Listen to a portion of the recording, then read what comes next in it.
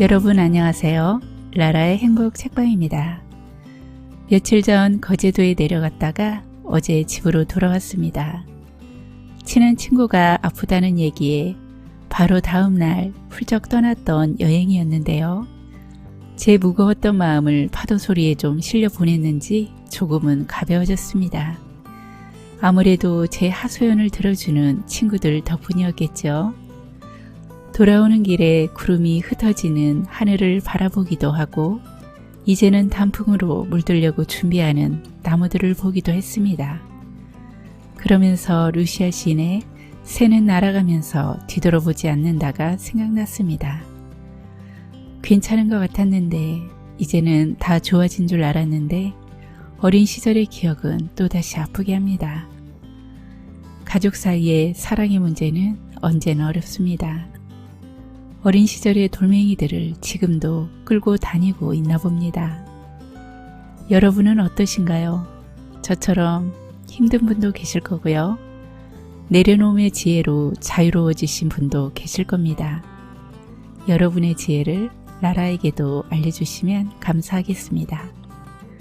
그럼 함께 새는 날아가면서 뒤돌아보지 않는다의 책장을 열어보겠습니다. 구독과 좋아요, 알림 설정은 시작하는 저에게 큰 힘이 됩니다.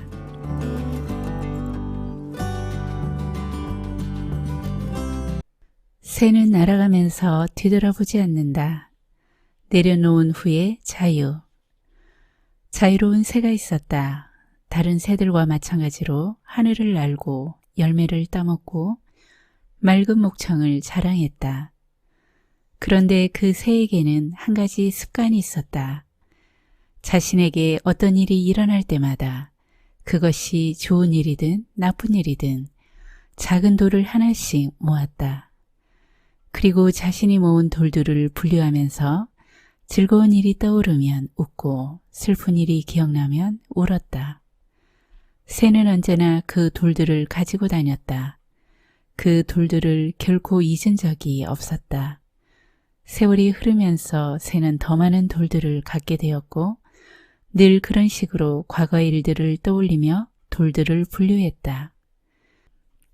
마침내 돌들이 무거워져서 새는 하늘을 나는 것이 점점 힘들어졌으며 어느 날은 더 이상 날 수 없게 되었다.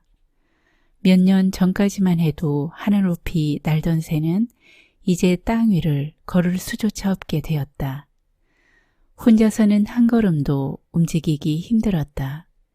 열매를 따먹을 수도 없었다.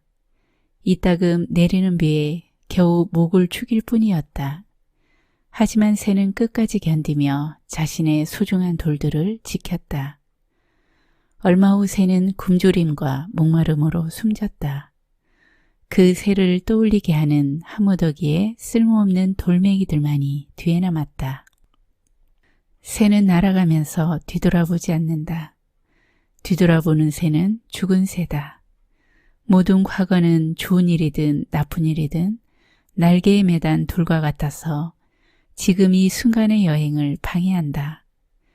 몇 해 전 네팔에서 히말라야 트레킹을 할 때의 일이다. 포카라를 출발해 일주일 넘게 걸어 3,800m의 묵티나티로 가는 여정이었다. 사과산지로 유명한 중간 지점의 좀손마을은 작은 공항이 있는 산악지대의 유충지라서 여행자가 많고 숙소도 다양했다. 우리 일행은 공항 부근의 작은 게스트하우스에 묵었는데 여주인이 볼에 밥풀이 붙은 욕심쟁이였다. 방은 지저분하고 음식도 열악했다. 나중에는 비싼 가격 때문에 실랑이를 벌여야 했다. 트레킹 코스의 숙소는 하룻밤 묵는 곳에 불과하기 때문에 우리는 아침 일찍 배낭을 메고 다시 출발했다. 다음 마을인 무스탕 왕국 초입의 카그베니까지는 마른 강바닥을 따라 반나절 넘게 걸어야 했다. 얕은 물길도 통과하고 흔들 다리도 건너고 목에 종을 매단 노새들의 행렬과도 마주치는 그 길은 멀리 안나푸르나, 다울라길이, 닐길이 등 신비롭게 솟은 히말라야 영봉들을 감상할 수 있는 아름다운 코스였다.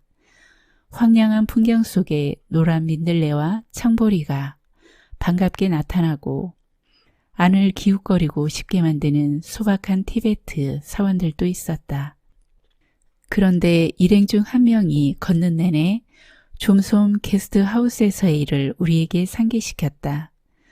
그는 이미 지나간 일에 대한 좋지 않은 기억과 불쾌한 감정, 그리고 그 이전 마을들에서의 또 다른 경험들을 비교하느라 현재의 여정을 즐길 수 없었다. 카그베니에서 정심을 먹고 고지대의 묵티나트로 올라가는 가파른 오르막길에서도 그는 카그베니 식당의 불결함과 바가지 요금을 지적했다. 지구상에서도 보기 드문 광대한 황량함에 탄성을 지르게 되는 계곡들은 그의 트레킹 일기에 기록되지 않았다.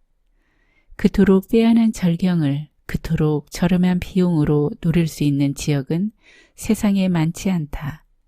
히말라야 설산들에 둘러싸여 100원의 향기로운 차를 마시는 것을 상상해보라.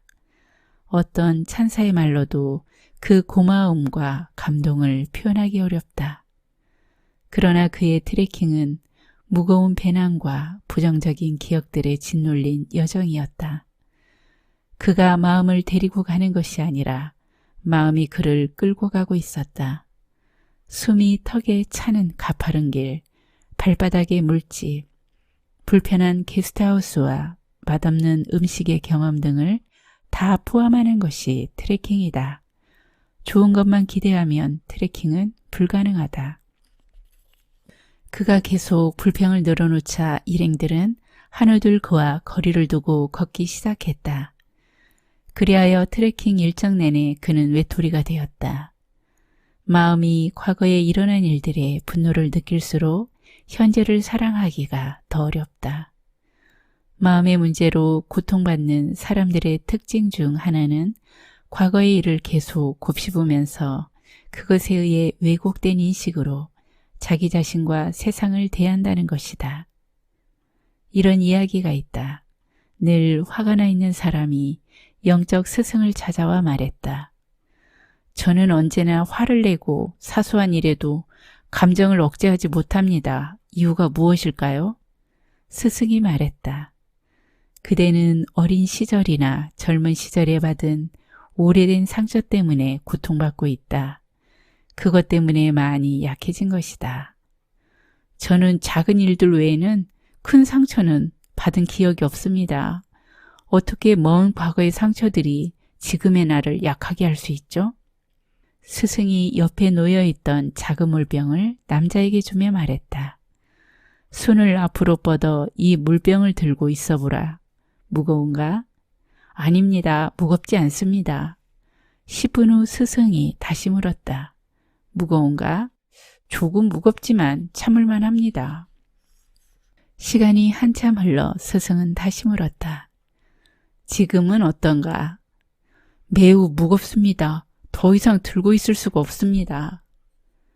그러자 스승은 말했다. 문제는 물병의 무게가 아니라 그대가 그것을 얼마나 오래 들고 있는가이다.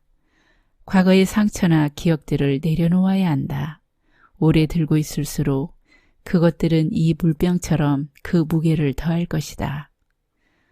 과거를 내려놓고 현재를 붙잡는 것이 삶의 기술이다. 오래전에 놓아버렸어야만 하는 것들을 놓아버려야 한다. 그 다음에 오는 자유는 무한한 비상이다. 자유는 과거와의 결별에서 온다. 뉴욕 어느 서점에 유리에 붙어있던 작자 미상의 글귀 하나가 내 마음에 오래도록 남아있다. 나무에 앉은 새는 가지가 부러질까 두려워하지 않는다. 새는 나무가 아니라 자신의 날개를 믿기 때문이다. 태풍이 휩쓸고 지나간 후에도 새가 노래할 수 있는 이유가 그것이다. 어느 날 우리는 생명이 넘쳐나고 빛과 소리와 색이 가득한 이 행성에 여행을 온다. 언제 다시 떠나야 할지 알 수 없다. 우리에게 주어진 짧은 삶이 우리의 기회이다. 상처에 대한 기억만 안고 이 세상과 작별하기는 아쉽지 않은가? 영적 교사 페마 초드로는 갑자기 암 진단을 받은 한 여성의 이야기를 전한다. 평생 사소한 일에 조바심치고 불평하던 그 여성은 자신이 곧 죽을지 모른다는 사실을 깨닫고 주위 사람들과 사물에 마음을 연다. 그동안은 거들떠 보지 않던 나무, 풀, 태양, 꽃, 새, 벌레들과 친해진다. 바람을 얼굴에 느끼고 온몸으로 비를 맞고 사람들을 껴안고 강아지와 달리기를 한다. 자신이 처음으로 삶을 살고 있다고 느낀다. 매일매일이 마지막 경험이었다. 죽음의 순간에는 진통제까지도 거부한다. 그 고통까지도 그녀에게는 소중한 경험이었던 것이다. 그렇게 그녀는 자신을 염려하며 내려다보는 가족과 친구들을 웃는 얼굴로 위로하며 숨을 거둔다. 내려놓을수록 자유롭고 자유로울수록 더 높이 날고 높이 날수록 더 많이 분다. 가는 실에라도 묶인 새는 날지 못한다. 새는 자유를 위해 나는 것이 아니라 나는 것 자체가 자유이다. 다시 오지 않을 현재의 순간을 사랑하고 과거 분류하기를 멈추는 것. 그것이 바람을 가르며 나는 새의 모습이다. 자신이 어디로 가고 있는지 몰라도 날개를 펼치고 있는 한 바람이 당신을 데려갈 것이다. 새는 날갯깃에 닿는 그 바람을 좋아한다.